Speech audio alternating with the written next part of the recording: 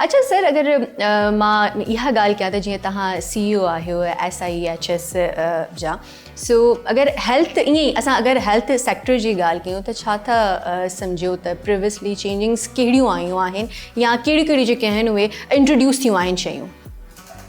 सभिनी खां वॾो त सिंध जो हेल्थ सेक्टर जेतिरो ट्रांसफॉर्म थियो आहे या जेको बहितर थियो आहे, मुंहिंजे ख़्याल में त इहो ॿियो कंहिं बि सूबे में इहो न थियो आहे। छो जो मां आर्मी जे हिसाब में तक़रीबन सभिनी सूबनि में रहियो आहियां ऐं असांखे सभु ॾिसण जो मौक़ो बि मिलियो आहे, पर जेको एक्चुअल सिहत जो जेको कमु थियो आहे त उहो सिंध में थियो आहे। ऐं उन में स्पेशलाइज़ केयर जेको आहे, जेको सभिनी खां महांगो हूंदो आहे, जेको सभिनी खां ॾुखियो हूंदो आहे ऐं जेको सभिनी खां गंभीर हूंदो आहे, त जंहिंमें तव्हांखे तमामु घणी एफर्ट करणी पवंदी आहे, सो उन में सिंध जेको आहे उहो सभिनी खां आॾो आहे।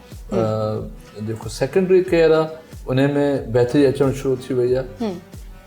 प्राइमरी केयर जेको आहे उहो सिंध उन में सभिनी खां वरी डबल आॾो थी वियो आहे। अच्छा, उहो जेको बेसिक PPHI जंहिं खां Sindh government public private partnership में आई ऐं पंहिंजे डायरेक्ट डिपार्टमेंट खां कढी करे थर्ड पार्टी कॉर्पोरेट सेक्टर में वई, त उन इहो तमामु वॾो फ़र्क़ु अची वियो आहे ऐं उन में इम्प्रूवमेंट तमामु वॾी आई आहे।